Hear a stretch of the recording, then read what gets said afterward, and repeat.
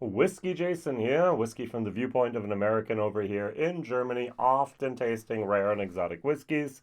I'm not really sure how rare this Teeling whiskey, single pot still, virgin Portuguese oak Irish whiskey is.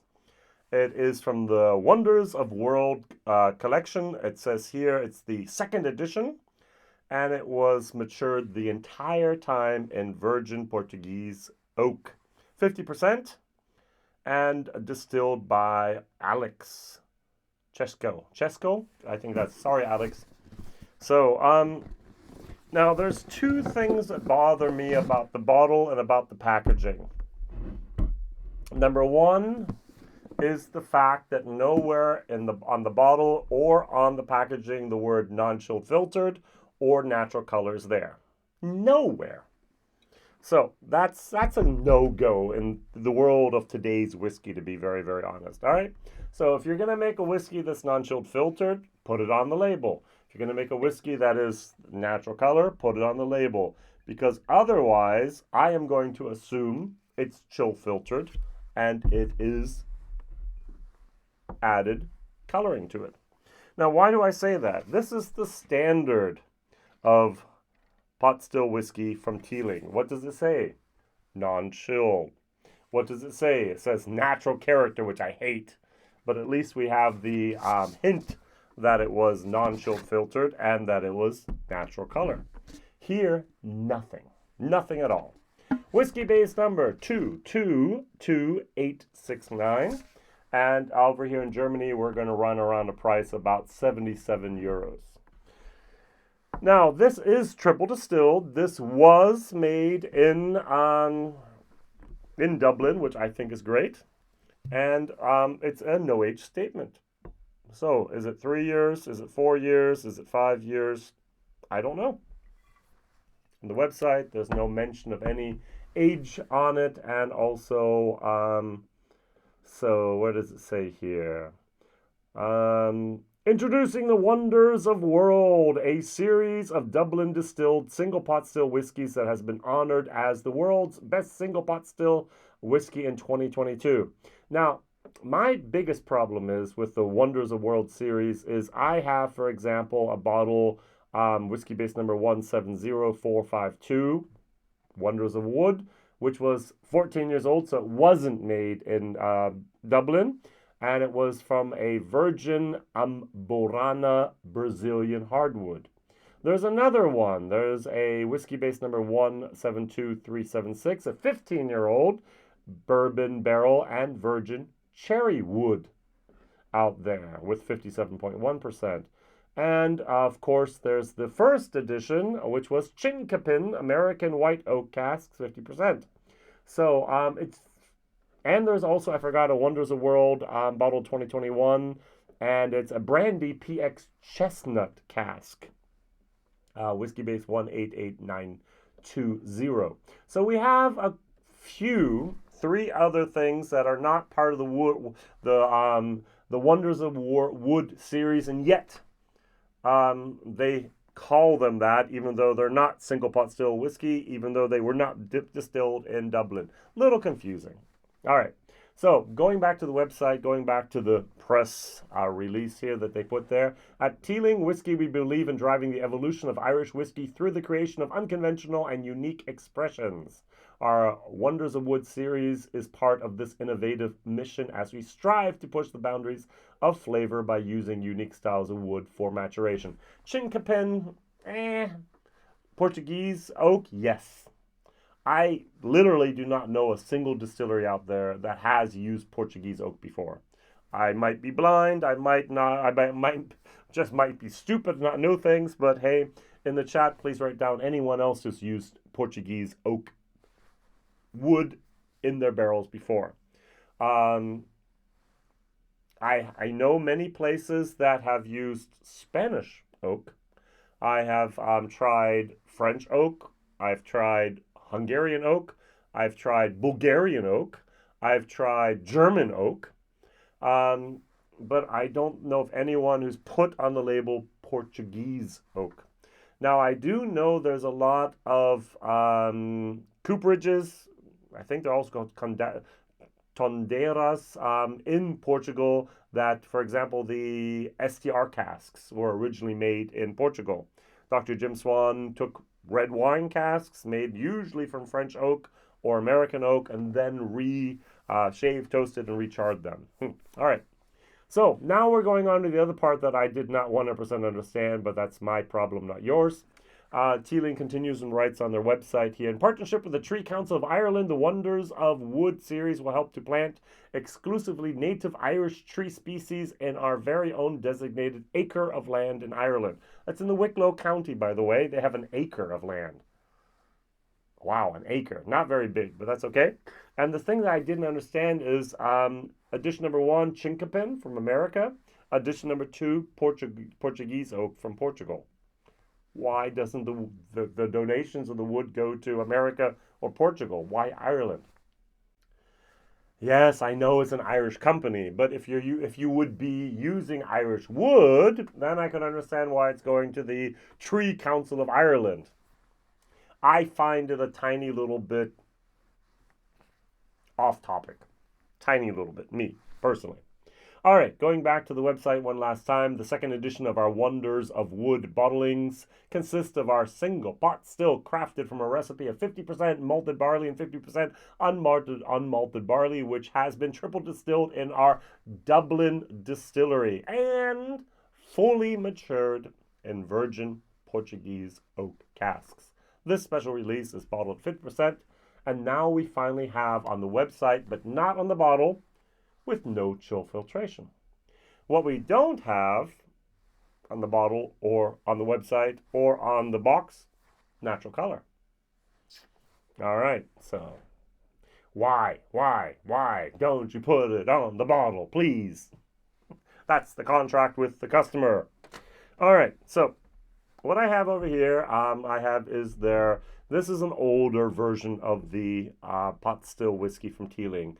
Teeling, I'm going to use the word practice to use Germany as a guinea pig to develop their pot still whiskey. There was batch 1, 2, 3, and then 4 became the standard.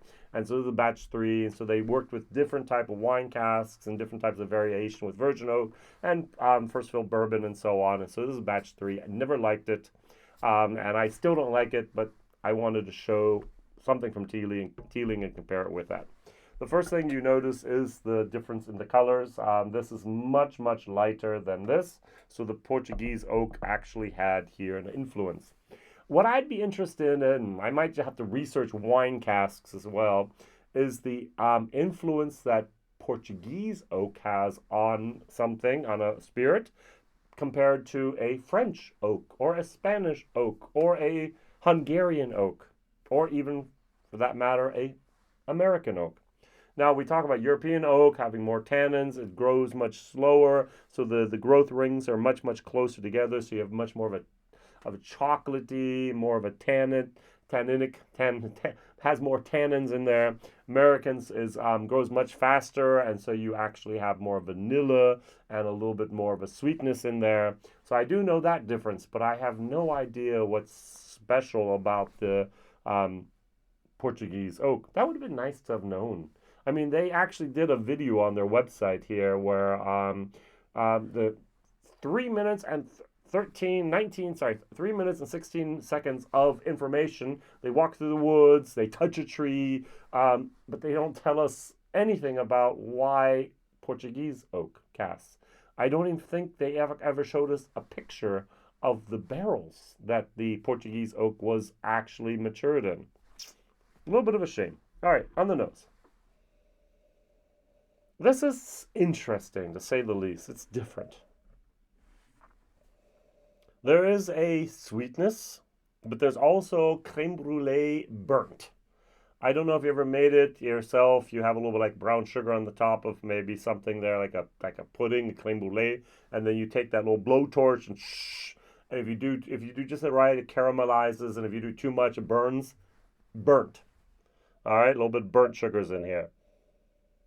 Very, very woody. There's a little bit of a greenness in here, as in green oak, as in fresh oak, as in a little bit of a oak sap moment. but there's also a sweetness and a little bit of a fruitiness. The alcohol is absolutely not the problem. The 50%, I would love to know if this is 4, 5, 6 years old. Something that sometimes bothers me, and I'm just going to mention it again. It says here reborn 2012. The distillery in Dublin was built 2015. The brand Teeling was reestablished, reborn 2012. So John Teeling sold Cooley Distillery with a lot of the stock, but not much, onto Beam. Beam was then bought by, or merged together with Beam Suntory. And so it became a Beam Suntory thing. So they had about 40,000 casks that they took over and took into the warehouses and so on. And so it does say 12 here, even though the distillery was 15. So we could theoretically have 7, almost now 8-year-old. It wasn't built in January, February. So we could have 7-year-old whiskey out there. How old this is? No one has informed me. So the official tasting notes on the nose, I should have ripe red fruits, berries, and pears. Don't get the pears. With toasted wood and spice. In comparison, the pot still here from Teeling, 50-50, 50% malted, 50% unmalted barley, triple distilled, both of these. This is younger. This is a little bit more of a hay moment with wine in going on here. A little bit of a Sultan, a little bit of a white wine, a little bit of wininess. Now, my calibration or control whiskey was from the Irish Whiskey Weekend, Wochenende 2022. This is a single grain, 57%, and it was aged exclusively in a virgin oak cask. So there was a lot of American oak going on there. I like that a lot. That's good. I'm not really sure if I like the Portuguese oak as well. So, cheers.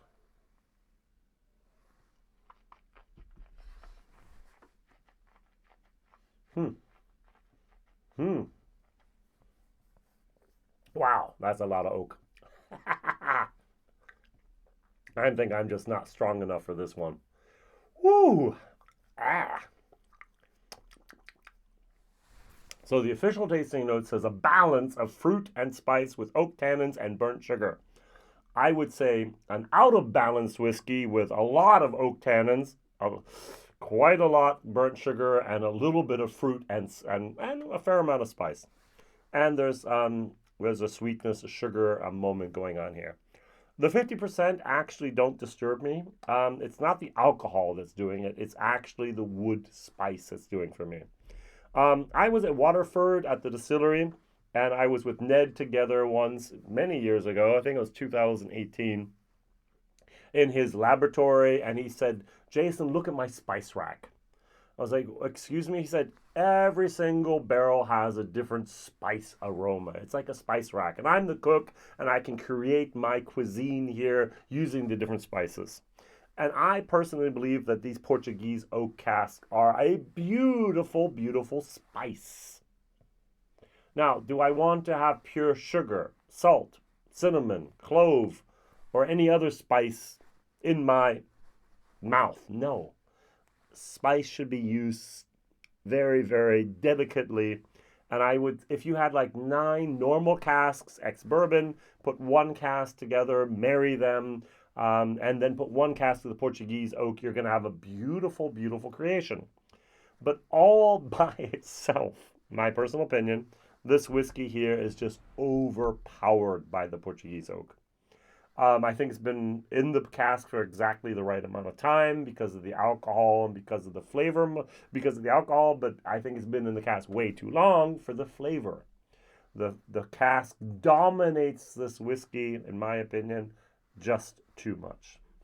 All right. So I'm going to put some water in here and see what happens. Maybe I can really officially dilute it down to about 40% and see if I get rid of that oak bomb. All right, we have sherry bombs, and this is an oak bomb. Now, I don't know if you've had a Garrison Brothers, for example. That's an oak bomb as well for me. This is different, but in that same category. If you love your oak bombs, bam. If you don't, try to buy something else from Teeling and find something else. All right. I still get that burnt sugar Still get the tannins, still get a little bit of a dark berry and that green oak sap moment. Yeah. Cheers.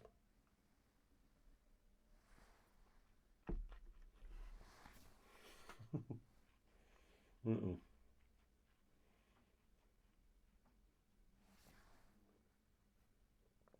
It is truly amazing for me that the oak still not just shines through, but it's like a 100,000 watt spotlight that just annihilates everything around it. There's a beautiful, beautiful sugar moment in the background. There's a very nice spice moment in the background. But that Portuguese oak is just, personally, from my opinion, so overpowering. It stops me from enjoying the rest. This is a C minus minus D plus whiskey. Value for money, as I said, it's about 78 euros over here. This is a D whiskey for value for money. Even if I liked it, I would have went, why? Non-age statement. We don't know. I mean, are Portuguese oak casks that much more expensive compared to a French oak cask? I would say that this whiskey here should be around the price range between 55 and max 60 euros. So I'm going to give that a D for the value for money. It has an interesting finish. The official tasting note says here, dry finish with honey, spice, and a lingering fruit note. After that, oak is gone, but it's like I have my tongue is coated with tannins. Um, Sweet, burnt sugar tannins. Um, if that's what you want, go for that. That's actually very, very good. Two questions of the day. First question, what other whiskeys have used Portuguese oak casks? And the second question is, what other countries provide oak for our whiskey casks? So we have American white oak, yes. We have Portuguese oak, Spanish oak, French oak, German oak, Hungarian oak, and Bulgarian oak is what I've had recently. And I've had Japanese Mitsunara oak. All right, don't go to the different types of oak, just go for different countries. What other countries supply wood for the cask barrel industry that we age whiskey in? So I have 9 different countries at the moment. What other countries do you know of that actually supply wood for casks used in the whiskey industry? And it's on the label. Yeah, finished in or matured in Hungarian oak, Bulgarian oak, German oak, whatever. So write it down in the comments and help me learn as well about the varieties out there. Terrible whiskey? No. It's just too much oak for me. All right, so this one, the batch 3 from the So Young.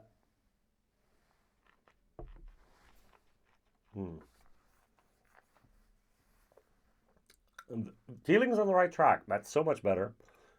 Also from I think Teeling really, I'm going to use the word offended me, strong word I know, by actually bottling whiskey way too young. Single malt needs less time than single pot still. And even less time is needed for rye whiskeys. All right, so you can have a good rye between 2 and whatever years. You have a good single malt starting at 3 to 4. And you cannot just have, after 3 to 4 years, a great single pot still whiskey. Unmalted and malted barley. It just takes much more time in the cask to mature and to develop. And I think this has reached the point of it actually being very, very nice. And I'm looking forward to what Teeling is going to present. But this actually just put me off and almost drove me away from Teeling. It's like their new bottlings are going to be like that. No, thank you. Old coolie juice, any time of the day. New stuff from the distillery in Dublin. Well, I think I'm going to wait another couple years. A couple years are gone. This was 19. We now have 2023. 4 years later, 3.5 at least, and they're going in the right direction. Just a little bit too much oak. Thank you very much for watching, liking, subscribing, telling others, and see you very soon. Whiskey Jason here. Bye-bye.